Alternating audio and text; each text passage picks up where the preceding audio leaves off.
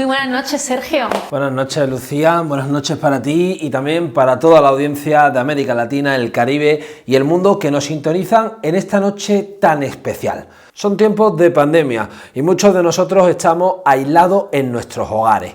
Por eso hemos convertido nuestras casas en nuestros espacios de trabajo, nuestros espacios también de ocio y de pasar el tiempo. Por eso hoy nosotros hemos decidido abrir el salón de nuestra casa para convertirlo en un plató casero de televisión para analizar la crisis sanitaria internacional del COVID-19. Así es, de forma casera, porque vamos a utilizar los medios que tenemos en nuestra casa, donde vamos a hacer un viaje alrededor de todo el mundo para conocer la situación del coronavirus. Iremos hasta América Latina y hasta el Caribe para poder reflexionar acerca de esta pandemia. Y esta semana nos dejaban unas imágenes poco frecuentes. Los principales comercios de nuestras ciudades cerradas y las principales plazas prácticamente deshabitadas. Imágenes desoladoras que hoy compartimos en este programa especial.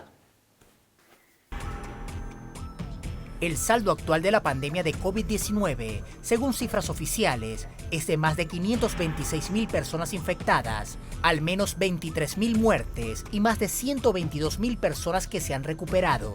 Si bien, al inicio, el epicentro del brote se ubicó en China, este se desplazó y actualmente se encuentra en Europa.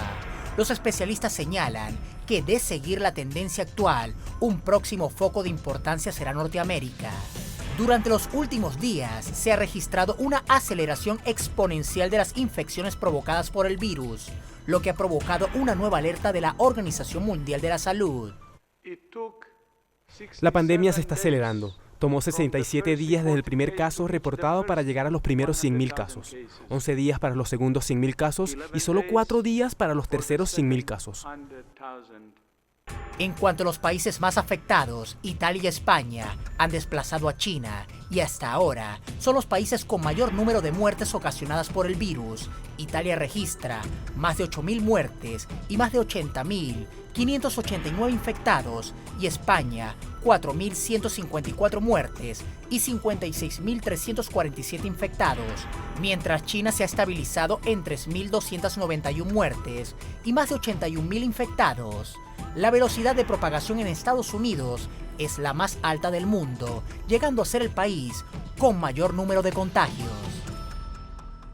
Sergio, son muchos días los que vamos a tener que estar en casa y algo hay que inventar. Y seguro que muchas de vosotras habéis recuperado ese libro que teníais olvidado, habéis escuchado nueva música o incluso habéis hecho deporte en el salón de vuestras casas. Y por qué no, también parar de este ritmo frenético que llevamos en el día a día. Los medios de comunicación y las redes sociales también se han convertido en una herramienta imprescindible. Hay que huir, escapar del alarmismo, pero por supuesto estas herramientas nos traen también historias de luz a las que de otra forma no podríamos llegar.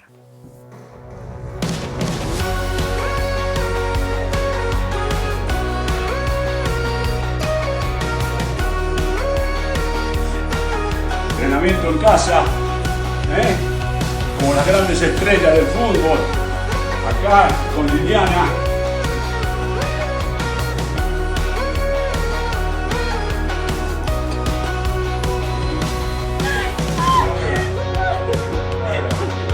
Espera, vas a fregar tú,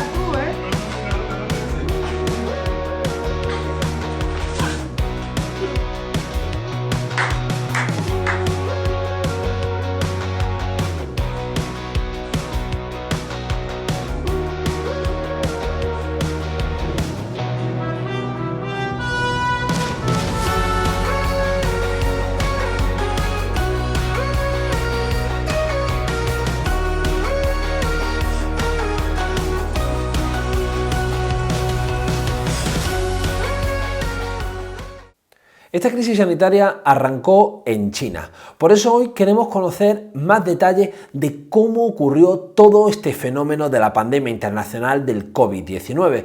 Por eso esta noche nos acompaña desde Beijing, la capital de China, nuestra compañera Iransi Peraza. Muy buenas noches, compañera, ¿qué tal estás? Hola, ¿qué tal, Sergio? Muy buenas noches. Gracias por este contacto. Bueno, Este nuevo coronavirus aquí en China se detectó por primera vez en la ciudad de Wuhan, es una ciudad del centro del gigante asiático, es la capital de la provincia china de Hubei y allí fue a finales del mes de diciembre donde se detectó por primera vez este nuevo coronavirus. En ese tiempo todavía los médicos no sabían exactamente qué era, lo calificaban como una neumonía de un origen desconocido. Todavía en ese entonces había muy pocos casos, había desconocimiento, así lo vamos a llamar en esos momentos, pero había muy pocos casos. Fue sobre todo alrededor de mitad del mes de enero cuando la cuestión comenzó a empeorar, pues comenzaron a realizarse los viajes por la llegada del año nuevo lunar, el año nuevo chino, y ahí fue cuando comenzaron a aumentar considerablemente los casos de contagio por esta nueva rara neumonía.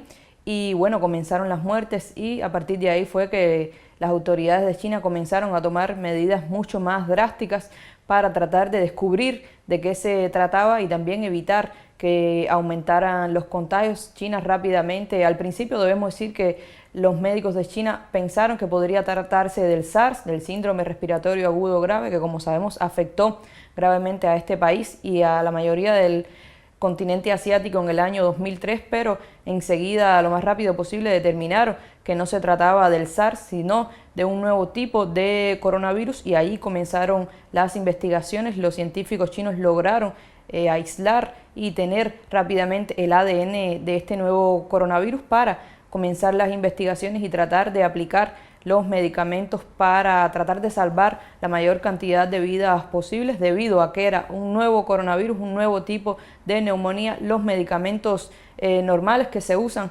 para otras neumonías u otras afecciones respiratorias no tenían el efecto en este nuevo tipo de coronavirus. Por lo tanto, comenzaron todas las investigaciones y así fue como aumentaron los casos considerablemente aquí en el gigante asiático. Se expandió rápidamente por el país, aunque la mayor parte del tiempo se mantuvo concentrada allí en la provincia de Hubei, en la ciudad de Wuhan específicamente, que es la más afectada, y sobre todo se mantuvo concentrada allí por las medidas urgentes que tomaron las autoridades del gobierno chino. Una de las más importantes, aunque fue una de las más criticadas al principio, fue declarar el estado de cuarentena, porque eso permitió reducir muchísimo la capacidad de contagio y la capacidad de que este virus se esparciera por todo el país. Iranzi, y la gran pregunta que se está haciendo todo el mundo en sus hogares es cómo China ha sido capaz de frenar esta pandemia. Bueno, yo diría que China ha tomado muchísimas medidas. Como veíamos ahora, el gigante asiático ya parece que tiene controlada esta ya declarada pandemia mundial, y China, las medidas que ha tomado han sido muy certeras, medidas con mucha rapidez. Ya hablábamos de la cuarentena, que fue muy criticada en un inicio, la cuarentena a la provincia de Hubei, que es una provincia de alrededor de 56 millones de habitantes, y eso permitió a China concentrar el foco del contagio, que no se expandiera mucho más por todo el país, aunque por supuesto la enfermedad, el nuevo coronavirus, llegó a casi a todas las provincias y regiones del país, pero declarar la cuarentena le permitió a China concentrar allí el foco de la epidemia y también concentrar todos los esfuerzos en Hubei. Este país es demasiado grande, con muchos habitantes, el país más poblado del mundo, más de 1.400 millones de habitantes, y para China hubiera sido imposible tratar esta epidemia si se hubiera expandido con toda la fuerza como lo hizo en Hubei. Y una de las cosas más importantes que hizo el gigante asiático fue concentrar la mayoría de los recursos médicos en esa provincia para dar la atención que necesitaban los pacientes. Este coronavirus provoca daños respiratorios muy importantes, por lo cual la atención lleva a cuidados intensivos, y China, por supuesto, no tiene la capacidad para atender a sus 1.400 millones de habitantes en cuidados intensivos, pero al concentrar y cerrar la provincia de Hubei, pudo concentrar allí no solo al personal médico. A Hubei se enviaron más de 40.000 médicos de todo el país para ayudar a los médicos locales, sino también los equipos, y así poder atender de manera rápida y efectiva a la gran cantidad de pacientes que se reportaban allí. Otra cuestión importante que China tomó en cuenta fue hacer la prueba del ácido nucleico para determinar si alguien estaba contagiado con el coronavirus a todos los pacientes sospechosos. hacer la prueba enseguida para evitar que tener a los pacientes sospechosos y evitar que se expandieran los contagios. Y esta prueba, debemos decir, se hizo aquí de manera gratuita, incluso aunque el resultado fuera negativo. Y como decíamos también, un estricto trabajo de control y prevención epidemiológico en la mayoría del país, sobre todo en los puestos importantes, la entrada de mercados, de farmacias, que son algunos de los pocos lugares que se quedaron abiertos durante este periodo de cuarentena, pues constantemente medir la temperatura de las personas, medir si alguien presentaba los síntomas. Es decir, que el control epidemiológico ha sido bastante intenso, pero bastante efectivo. Muchas gracias, Iranzi. Continuamos. Muy buenas noches. Y la etiqueta de yo me quedo en casa se ha convertido en un hashtag también mundial. Por eso nosotros ahora nos vamos a ir hasta nuestra casa, hasta Caracas, hasta Venezuela. Allí en los estudios de Telesur nos espera nuestra compañera que no puede quedarse en casa porque tiene que seguir preservando este derecho a la información y nos va a contar qué traen las redes sociales en el día de hoy también. Sobre todo ante el hashtag yo me quedo en casa. Hola Sergio y Lucía, les saludo desde Caracas, soy Janet Pérez Moya. Quiero invitarlos a ver con nosotros los siguientes tweets con la etiqueta quédate en casa y yo me quedo en casa. Comenzamos por ampliar este tweet de Víctor de Currea Lugo. Hace años que no ejerzo como médico, mejor quédate en casa, fin del comunicado. Quédate en casa para que yo no tenga que ser tu médico. Ampliamos otro tuit y este es de Nicolás García Bustos. Botellas como estas con gel antibacterial llegarán a todos los hospitales y centros de salud del departamento. Las está elaborando la empresa de licores de Cundinamarca. Vamos a salir de esta y lo haremos todos juntos, gracias al trabajo y al apoyo de todos. Quédate en casa. Tenemos este otro tuit con amor por Laza.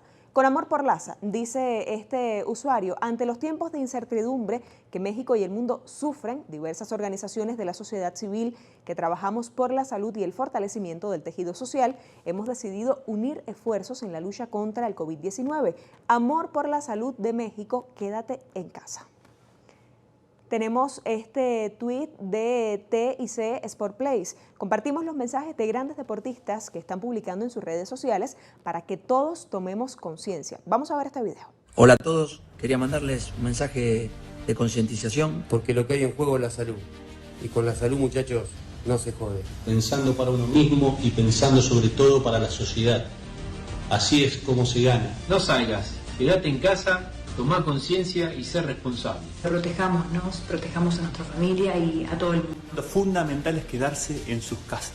Todos tenemos que estar guardados. Vamos, dale, a jugar el partido. Ser solidarios con nuestra ciudad, con nuestra provincia, con nuestro país. Vamos a hacer que esta enfermedad no siga avanzando. Es difícil, pero la vamos a ganar. Por favor, sé solidario, este es el momento. Que este partido lo ganamos entre todos.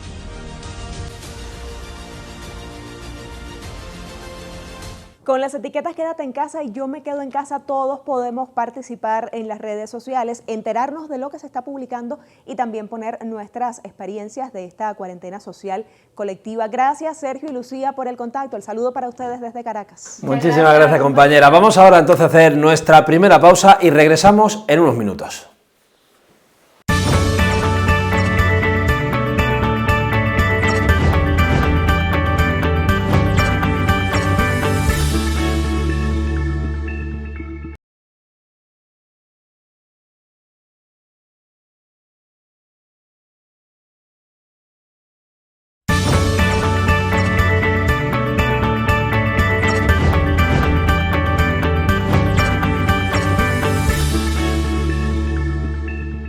Estamos de vuelta y ahora sí nos vamos a ir hasta América Latina y el Caribe para conocer los efectos del coronavirus en este continente.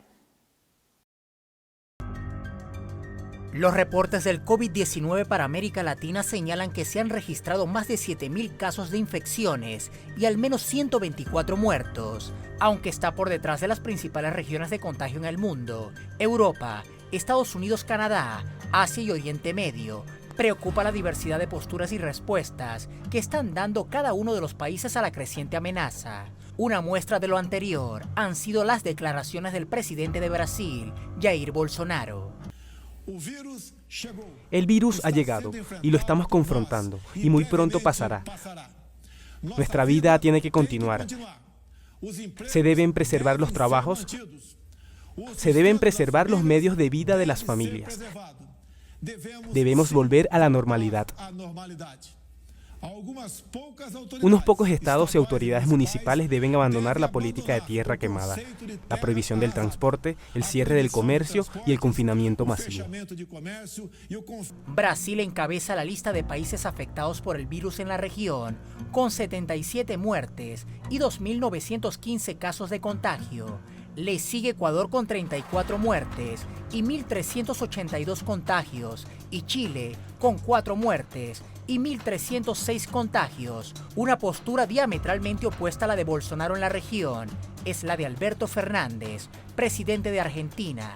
Este ha optado por reforzar las medidas frente a la pandemia, decretando el aislamiento obligatorio y adquiriendo camas y equipos de cuidados intensivos para reforzar su sistema de salud, aun cuando Argentina todavía registra una incidencia menor a la de otros países con 8 muertes y 502 contagios. Argentina es uno de los países que nos sigue esta noche. Allí son muchos en sus hogares que están en aislamiento voluntario. Por eso, esta noche vamos a conectar con nuestro corresponsal, Juan Carlos, que está desde Buenos Aires. Buenas noches, compañero. ¿Qué tal te encuentras en estos momentos de aislamiento? ¿Cómo estás, Sergio? ¿Cómo va todo? Bueno, lo primero, compañero, preguntarte cómo está llevando el pueblo argentino este aislamiento y cómo lo estáis llevando, sobre todo durante van pasando las semanas. Mira, digamos que la gran mayoría está acatando la cuarentena que impuso el gobierno y que va a finalizar, esperemos, no se sabe, no está muy claro todavía, el 31 de marzo. Pero hay también una gran cantidad de argentinos que se resisten, se niegan, a pesar de la experiencia italiana y española, ¿no? de la efectividad del aislamiento. Acá todavía hay sectores que no acatan esta cuarentena, ¿no? Este es un tema, pero digamos que mayoritariamente se está llevando adelante. Cada 24 de marzo es una fecha muy significativa en Argentina, pero este 24 de marzo no se ha podido salir a la calle. ¿Qué ha pasado? ¿Cómo lo han vivido con el confinamiento los argentinos? Bueno, lo que pasó fue un hecho histórico, nunca había pasado desde el regreso de la democracia que no se marchara por las calles de Buenos Aires o las ciudades del interior un 24 de marzo, donde se recuerda aquel triste golpe militar que sufrimos en nuestro país, justamente el 24 de marzo de 1976, 44 años después. Bueno, fue por primera vez que los organismos de derechos humanos no decidieron no marchar por la pandemia del coronavirus, ante un pedido también del gobierno. Fue raro, extraño, para nosotros como periodistas no cubrir una marcha. Generalmente a mí me toca hacerlo, me ha tocado hacerlo para los medios que he trabajado, y la verdad que fue raro, distinto, diferente, con un sabor agridulce, digamos, en la boca, porque uno sabía que tenía que tener la responsabilidad de quedarse en su casa, pero por otra parte, no poder estar en la calle recordando a nuestros 30.000 detenidos desaparecidos. La gente se expresó por las redes sociales, colgando una foto con un pañuelo blanco. En los balcones, en algunos balcones también se hizo lo propio. Bueno, la manera de recordarlo fue así, conversando por las redes sociales, subiendo algo en los estados de WhatsApp o de Facebook. Fue la manera que este año tuvimos de recordar ese 24 de marzo. Muchas gracias, compañero. Y como no puede ser de otra manera, aquí en Yo Me Quedo en Casa, también queremos hacer un pequeño homenaje a este 24 de marzo y vamos a ver un vídeo que pasa por las redes sociales. Hoy se conmemora en la Argentina el Día Nacional de la Memoria por la Verdad y la Justicia. 44 años han transcurrido desde el último golpe cívico-militar, aquel golpe que mediante un régimen de terror instauró en nuestro país el primer ciclo neoliberal. A lo largo de los años, la sociedad argentina supo convertir esta jornada en un día de celebración de la vida y de la esperanza. Quizás por la irrupción de una generación de jóvenes que tomaron la posta y el legado de aquellas mujeres que con pañuelos blancos en la cabeza buscaron hijos e hijas y aún hoy siguen buscando nietos y nietas. Este aniversario será distinto. Por primera vez en muchos años los argentinos y las argentinas no marcharán por las calles de la patria para acompañar a las madres, a las abuelas y a los hijos. Por primera vez, esa larga bandera con los rostros de los desaparecidos y desaparecidas no será empuñada por miles de manos. Este año tenemos que quedarnos en casa para cuidarnos y para cuidar también a los demás. Pero la memoria no puede ni debe detenerse. Colgar un pañuelo blanco en nuestras ventanas, en nuestras puertas, en nuestros balcones, será seguir construyendo memoria entre todos y todas. Memoria, verdad y justicia, para que estemos más unidos, organizados y solidarios que nunca. Sergio, esta noche vamos a ver una llamada muy importante a una de las personas más significativas y con mejor memoria de este 24 de marzo, tanto durante como en el después. Vamos a hablar con Eve de Bonafi. Muy buenas noches, ¿qué tal? ¿Cómo está? ¿Cómo lleva el confinamiento?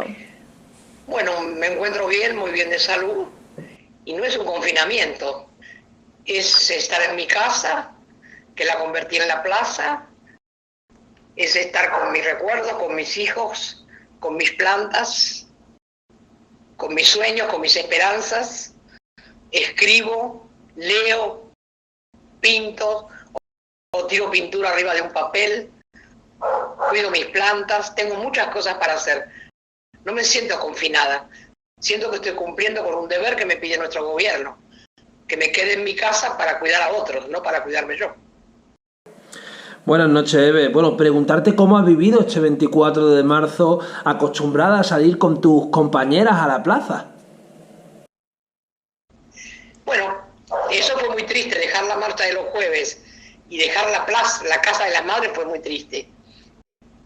Bueno, con esto de que convertí mi casa en la plaza, los compañeros hicieron un programa de muchas horas, donde hubo mucha gente que habló, hicimos un pañuelazo que fue mundial. En muchas partes del mundo pusieron el pañuelo, en Italia, en Suecia, en Génova, en Malmo, en un montón de lugares, que para mí fue muy emocionante, y en Buenos Aires, en todos lados, en las provincias, los niños pintaban, cortaban pañuelos y los ponían. Así que, y hablamos todo el tiempo de nuestros hijos, que es a quien le dedicamos el 24 de marzo. Así que extrañamos algunas cosas, pero las modificamos. Nunca está todo perdido, siempre hay cosas para hacer, modificar, cambiar, mejorar o equilibrar. Pero la memoria siempre está viva, fértil y camina. No es una memoria estática que me acuerdo el 24 de marzo.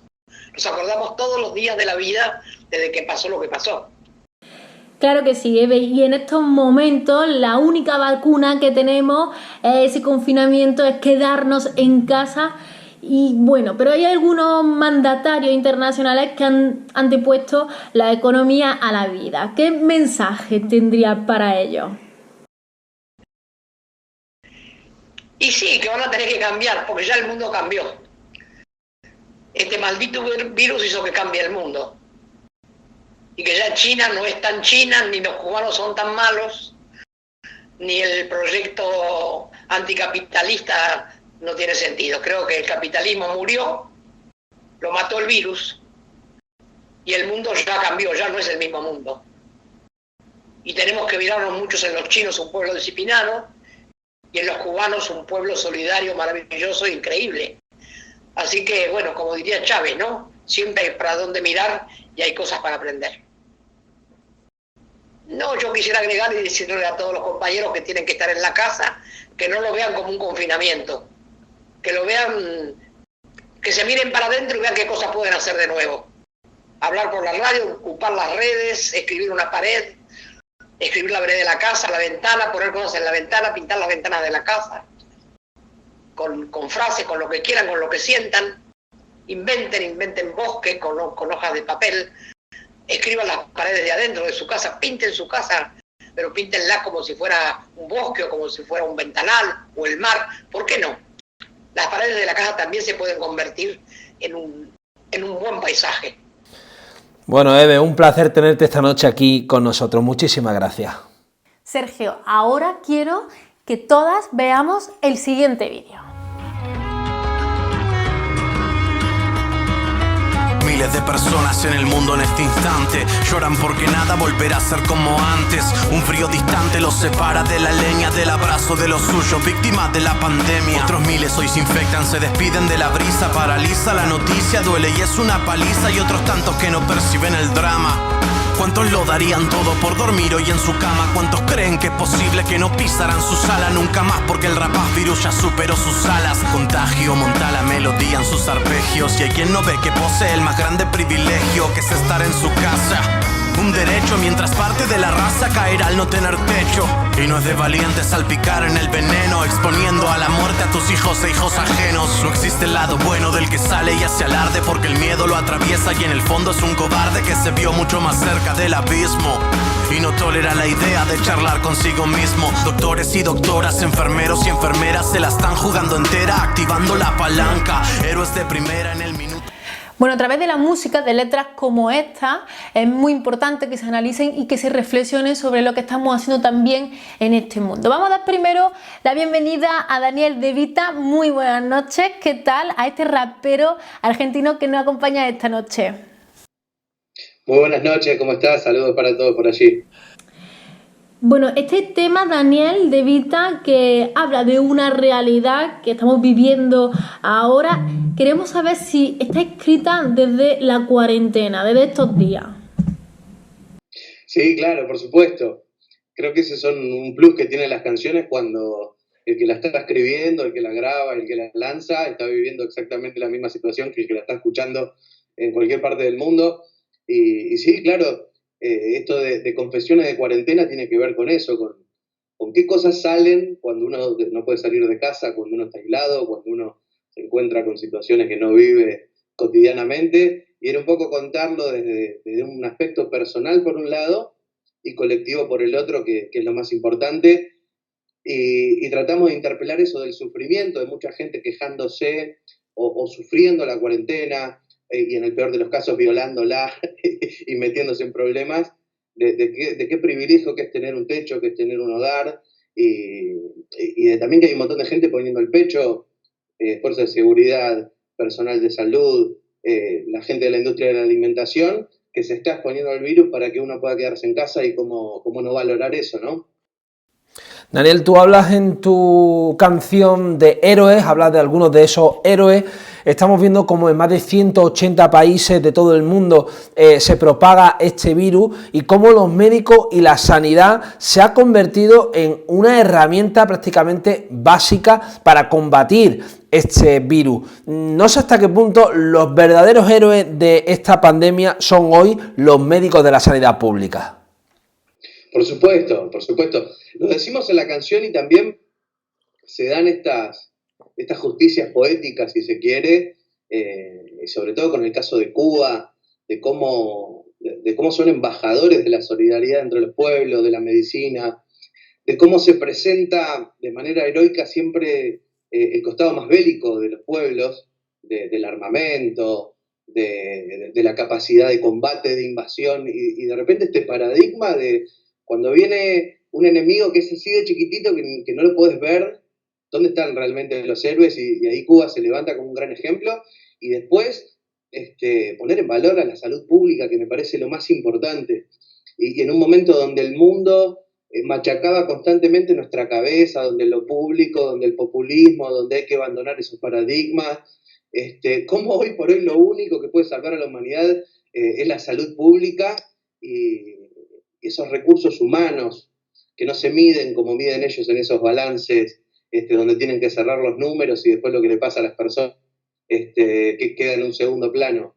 El mayor capital que tienen nuestros pueblos son sus personas, son los trabajadores, y en el sistema de salud lo estamos viendo, y no solamente lo que están haciendo, lo que están llevando a cabo, sino con el orgullo, con el compromiso, con esa mirada decimos héroes porque lo están haciendo también con esa intención. No es bueno, tengo que ir a trabajar y no me queda otra. Le están poniendo el pecho y hay un amor, un compromiso colectivo ahí que me parece un ejemplo que tenemos que rescatar por sobre todas las cosas, pues nos va a quedar después que pasemos por este mal trance un paradigma, un arquetipo al que seguir y al que continuar por ese camino, ¿no?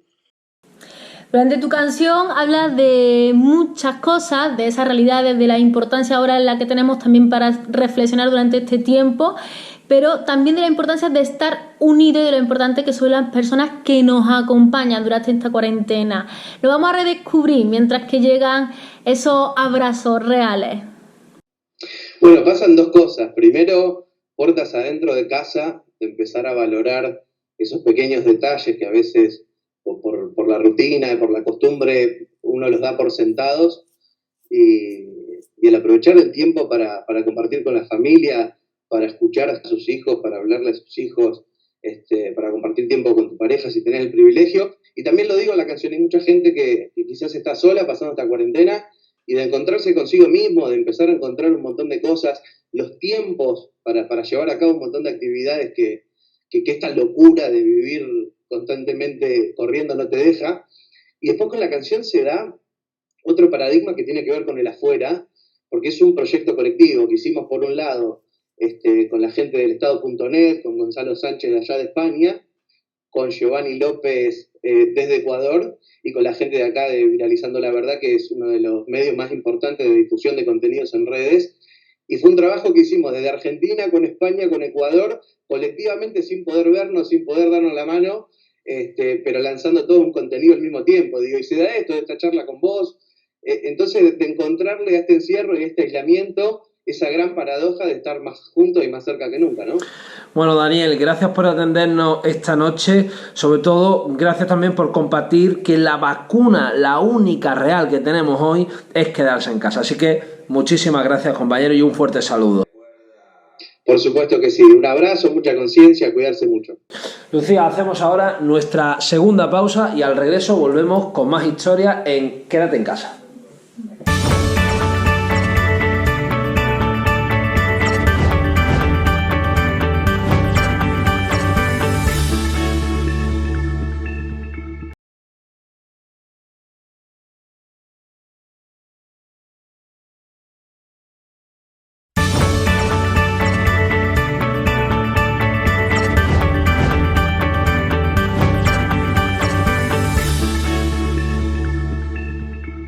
Ya estamos de vuelta y continuamos con este programa de Yo me quedo en casa.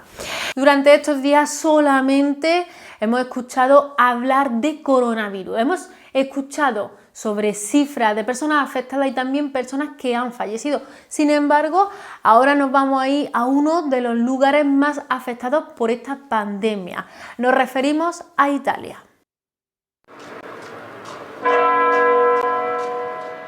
Les cloches des églises sonnent le glas une fois par jour. Un glas collectif pour annoncer tous les morts des dernières 24 heures. Car cette semaine, uniquement dans le centre historique de Bergame, on dénombre près de 200 décès.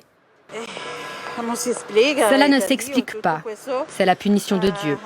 Et Dieu est fâché avec nous à cause de tout ce qu'il se passe dans le monde. Terrés chez eux, les 120 000 habitants de la ville affirment connaître tous au moins une victime du virus. Vous avez perdu des amis? Sí. Beaucoup?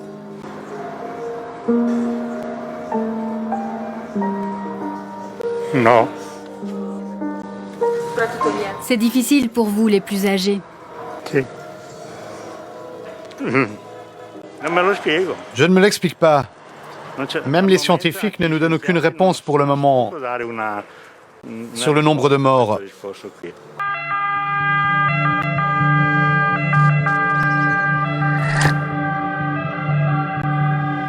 Dove abita?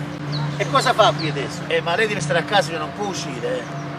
Lei è andato in ospedale. Depuis le 8 mars dernier, comme toute l'Italie, la ville de Bergame.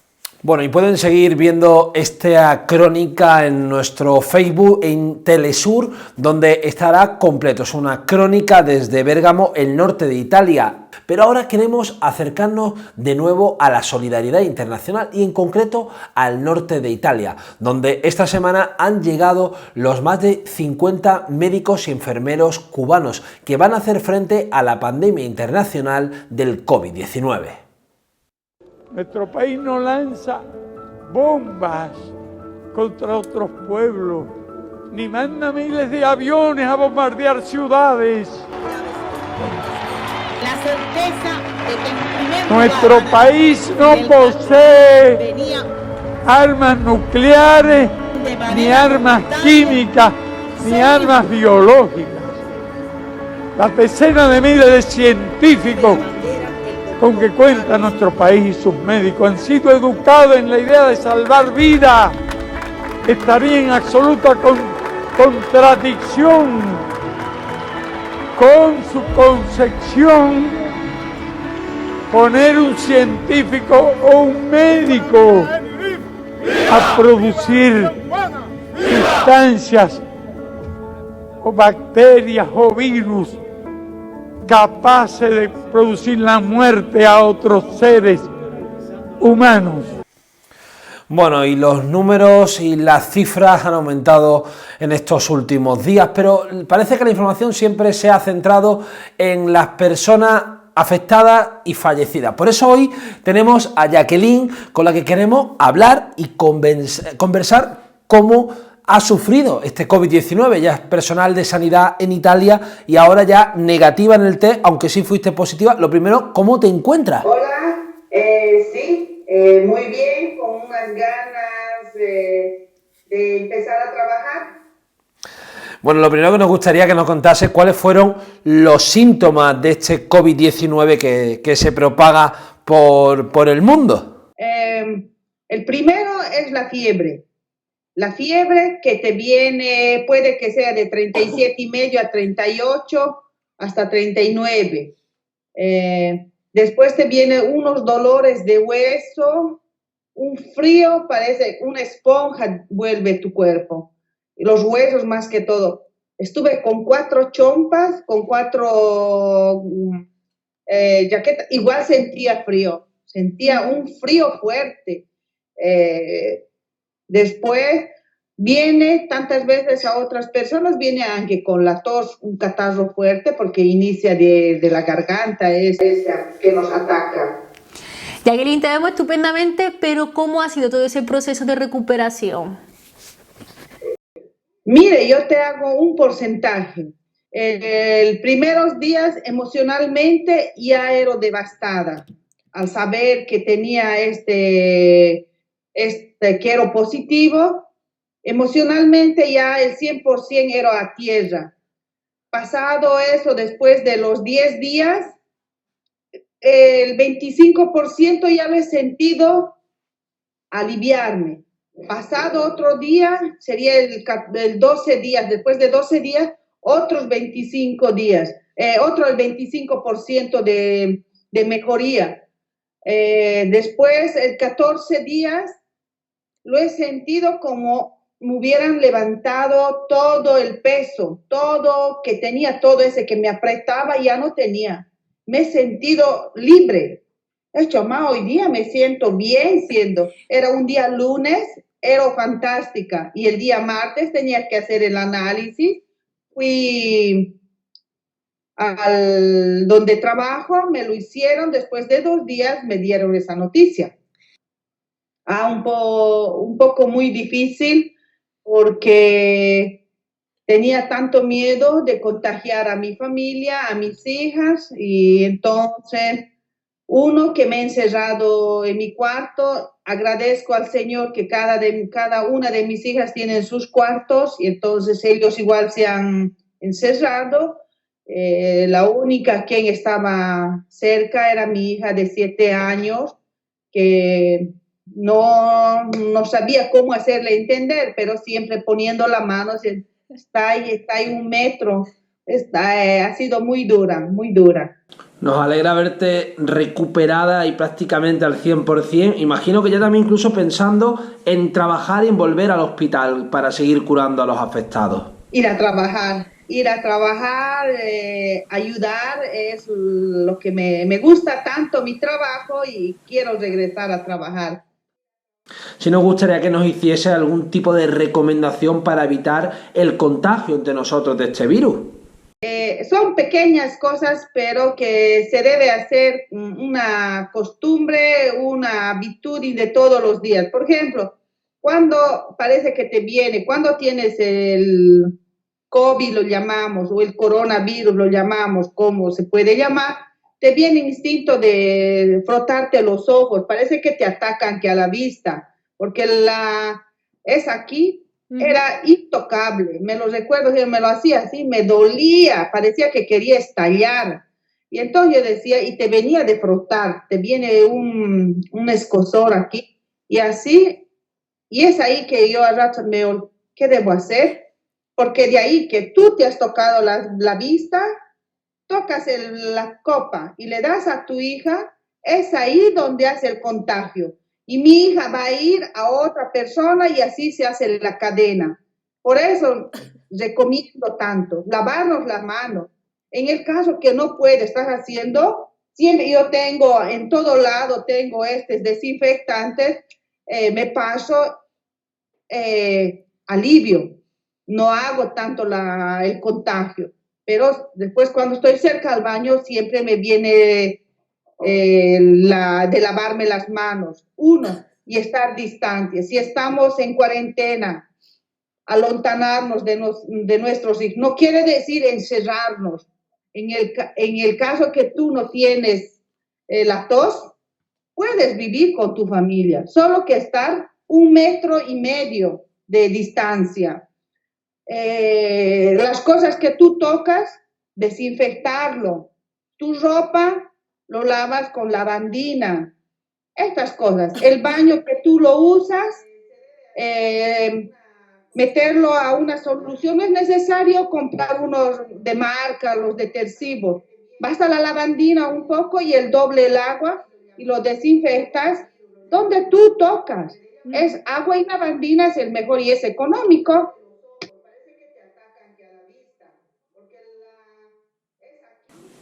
Pues muchísimas gracias, Jacqueline. A seguir mejorándose y un abrazo muy fuerte.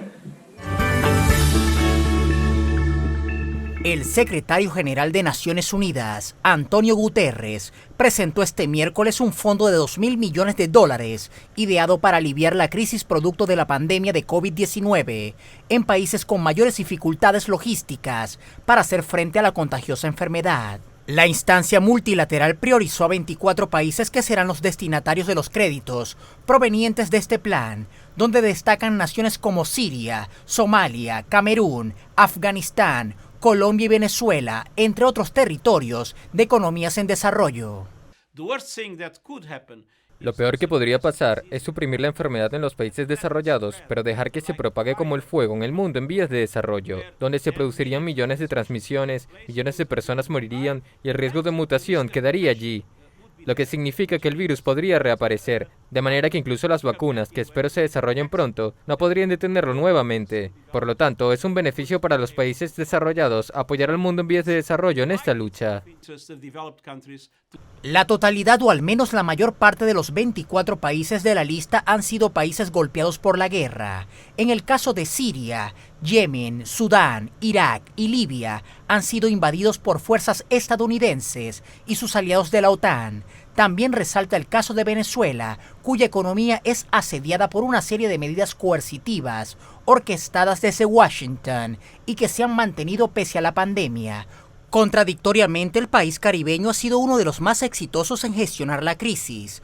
Poco más de 100 contagios y ningún fallecido hasta ahora, en contraste con Estados Unidos, donde hay más de 60.000 infectados y más de 800 muertos. El plan de ayudas contempla la dotación de equipos de laboratorio para los análisis, la instalación de puntos para el lavado de manos en campamentos y asentamientos, el financiamiento para campañas de información pública y el establecimiento de puentes aéreos y centros de distribución de suministros humanitarios. A la fecha, se contabilizan más de 400.000 casos de coronavirus en todo el mundo, ocasionando además la muerte de más de 19.000 personas, situación que aunada a la crisis económica que se percibe a escala global, está reconfigurando el sistema de relaciones geopolíticas en todo el planeta. Muchísimas gracias a toda la audiencia de Telesur por también quedarse en casa y frenar esta pandemia de la única forma posible que tenemos en estos momentos, que es quedándonos en casa. No nos podemos olvidar de aquellas personas que son las cuidadoras de nuestro día a día. No nos olvidamos tampoco de las personas que no se pueden quedar en casa porque no tienen un techo digno donde vivir, pero tampoco nos olvidamos de todas las personas que tienen que seguir trabajando. Muchísimas gracias a todas. Unidas y unidos, todo va a salir. Bueno, llegamos hasta el final de este programa hecho con medios caseros desde nuestra casa.